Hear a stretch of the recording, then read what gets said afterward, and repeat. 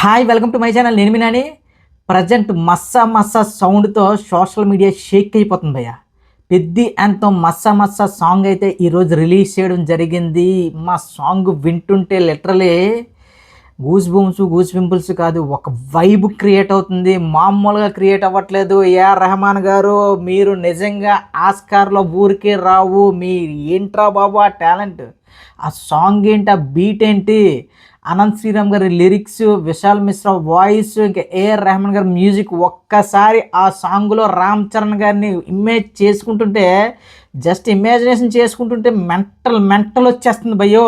ఎలా ఉందంటే, నాకు తెలిసి ఈ సాంగ్ పడే ప్లేస్మెంట్కి థియేటర్లో ఇంకా రామ్ చరణ్ గారి రెగ్యులర్గా బాడీ షేపులు బాబోయ్ థియేటర్లో తగలబడిపోతున్నాయి. మామూలుగా కాదు, వేరే లెవెల్లో. ఈ రేంజ్ సాంగ్ మాత్రం నేను ఏమనుకున్నాను అంటే, ఫస్ట్ హిందీలో విన్నప్పుడు తెలుగులో ఇది ఇంపాక్ట్ వస్తుందా అంటే, తెలుగులో లిరిక్స్ చంపేశాడు భయ్య అనంత్ శ్రీరామ్. మామూలుగా లిరిక్స్ రాలే. ఏంట్రా బాబు ఆ లిరిక్స్ ఏంటి, ఆ లిరిక్స్లో రామ్ చరణ్ గారి ఎలివేషన్స్ ఊహించుకుంటుంటే మొమ్మ మస్సా మస్సా ఎర్రక్కుమ్మేసే సాంగ్ భయ్య. ఇది కొన్ని సంవత్సరాల పాటు గుర్తుండిపోయే సాంగ్. ఇది గుర్తుపెట్టుకోండి. ఇది ఈరోజు విని ఒక వారం నెల రోజులకో సినిమా రిలీజ్ అయిన తర్వాత ఒక నెల 2 నెలలు ఉండే సాంగ్ కాదు. ఈ మధ్యకాలంలో అలాంటి సాంగ్సే ఎక్కువ వస్తున్నాయి. కానీ కొన్ని సంవత్సరాల పాటు రామ్ చరణ్ గారి అభిమానుల గుండెల్లో సినీ పాటలు ఇష్టపడే ప్రతి ఒక్కడికి కూడా మస్సా మస్సా అనే సాంగ్ అలా చెవిలో మోగుతూనే ఉంటుంది. ఇది రాసి పెట్టుకోండి. ఏంటి భయ్య వైబ్ ఏంటి భయ్య, నేను ఎంతలా వెయిట్ చేసినట్టు ఈ సాంగ్ కోసం. చిక్రీ సాంగ్ అదొక ఎత్తు, రైరేరారా ఇంక చెప్పక్కర్లేదు. హెల్లో హెల్లలో ఎన్ని మాట్లాడినారు భయ్య ఏఆర్ రెహమాన్ గారికి హెల్లో హెల్లలో సాంగ్కి. ఏంటి 1980s సాంగ్కి ఇలాంటి బీట్ ఇచ్చారేంటి, అదేంటి ఇదేంటి, ఏ సాంగ్కు ఆ సాంగే. ఇక మస్సా మస్సా సాంగ్ అయితే మాత్రం మామూలుగా పేలలేదు. ముందు నుంచి చెప్తున్నా, ఏఆర్ రెహమాన్ అనే వ్యక్తి మనలోకి మ్యూజిక్ని అలా ఇంజెక్ట్ చేసేస్తారు భయ్య. అంటే ఆయనకి సరైన స్క్రిప్ట్లు పడుకోవాలంటే మరి ఏంటో తెలియదు, కానీ ఇది చాలా పెద్ద కంబ్యాక్. ఎలాంటి కంబ్యాక్ అంటే, ఏఆర్ రెహమాన్ గారి కెరీర్లోనే one of the biggest album భయ్య. ఇంకా ఆల్బమ్ ఫిక్స్ అయిపోండి. ఇక మీరు ఇంకా ఆర్ఆర్లు ఇవి చెప్తాను ఏవో ఊహించేసుకుంటున్నారు కదా. అందరికీ చెప్పేది ఏంటంటే, ఓ చావు డప్పులు చెవులు బొక్కలుడిపోయేలాగా సౌండ్స్ కాదు, చాలా నీట్గా ఒక హై క్వాలిటీతో. ఎలాంటి క్వాలిటీ అంటే, ఆస్కర్ లెవెల్ క్వాలిటీతో రీరికార్డింగ్ ఇచ్చారట. సీన్ బై సీన్కి తగ్గట్టుగా ఏదో నా మ్యూజికే వినిపించాలని దబా బాధేసి ఏవో చౌడప్పులు అలాంటివి ఏవీ లేకుండా రికార్డింగ్ కూడా కుమ్మేశాడంట భయ్య ఏఆర్ రెహమాన్ భయ్య. నాకైతే ఈ మస్సా మస్సా సాంగ్ విన్న దగ్గర నుంచి నాకు జస్ట్ కళ్ళు మూసుకుంటే రామ్ చరణ్ గారు ఆ రెగ్యులర్ లుక్కే నాకు అలాగా బాడీ కానీ ఇంకా మెంటలు వచ్చేస్తుంది భయ్య. ఎప్పుడెప్పుడు ఇంకా ప్రీమియర్స్ పడతాయా, ఎప్పుడెప్పుడు మస్సా మస్సా సాంగ్కి నా హీరోని నేను స్క్రీన్ మీద చూసుకుంటాననే రేంజ్లో ఉంది. ఎర్రక్కుమ్మేశారు. దానికి తోడు నాకు తెలిసి ఈ సాంగ్ ఒక్క నెల రోజుల ముందుగానే రిలీజ్ చేసుంటే మొత్తం ఐపీఎల్ అంతా కూడా ఇదే సాంగ్ పడేది భయ్య. ఐపీఎల్ రీల్స్ కానీ ఇంకా ఎలా వాడేవారంటే అలా వాడేవారు. కానీ ఎప్పటికైనా సరే సమయం మించిపోలేదు. ఇంకా రీల్స్తో కుమ్మేయండి తమ్ముళ్ళు. మస్సా మస్సా మామూలు మోటివేషన్ కాదు. ఒక ట్రావెలింగ్ సోల్జర్ సాంగ్ తమ్ముడులో ఎలాంటి ఇంపాక్ట్ క్రియేట్ చేసిందో దానికి మించిన ఇంపాక్ట్ ఈ మస్సా మస్సా సాంగ్ క్రియేట్ చేయబోతుంది తెలుగు రాష్ట్రాలతో పాటు ఇండియా వైడ్గా. ఈ రేంజ్ మాత్రం నేను తెలుగులో అయితే అస్సలు ఎక్స్పెక్ట్ చేయలేదు.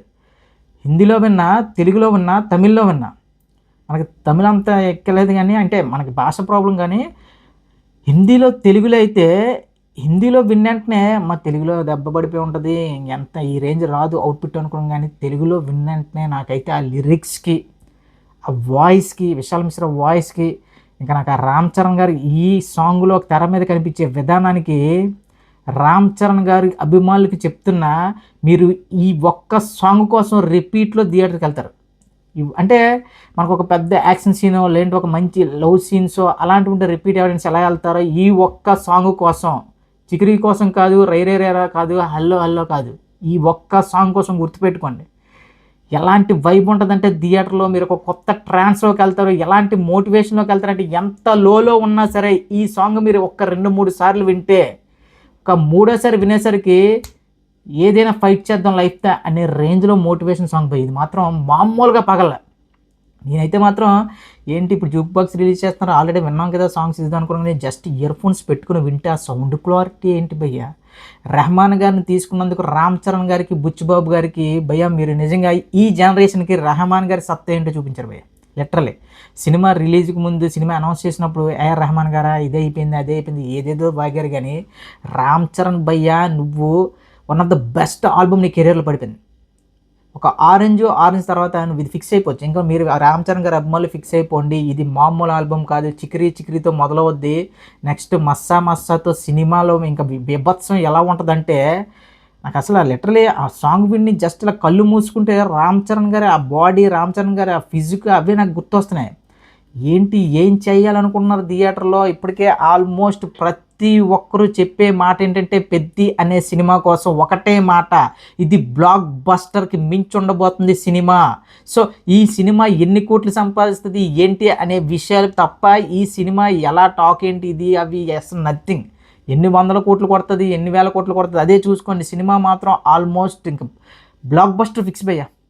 మీరు ఒక చాలా పెద్ద విస్ఫోటనం మీరు విట్నెస్ చేస్తున్నారు రామ్ చరణ్ గారి అభిమానులు. మీరు ఏదైతే కోరుకుంటున్నారో రామ్ చరణ్ గారి నుంచి ఎలాంటి పాటలు కావాలో అలాంటి పాటలు వచ్చాయి, ఎలాంటి డ్యాన్సులు కావాలో అలాంటి డ్యాన్సులు వచ్చాయి, ఎలాంటి మాస్ అప్పీలు కావాలో అలాంటి మాస్ అప్పీలు వచ్చింది. కానీ మీరెవరు ఎక్స్పెక్ట్ చేయని ఒక ఎమోషనల్ యాంగిల్తో పెద్ది అనే సినిమా ఇండియాలో అన్ని రికార్డులు లేపి పారదొబ్బబోతుంది ఈ వారం రోజులు.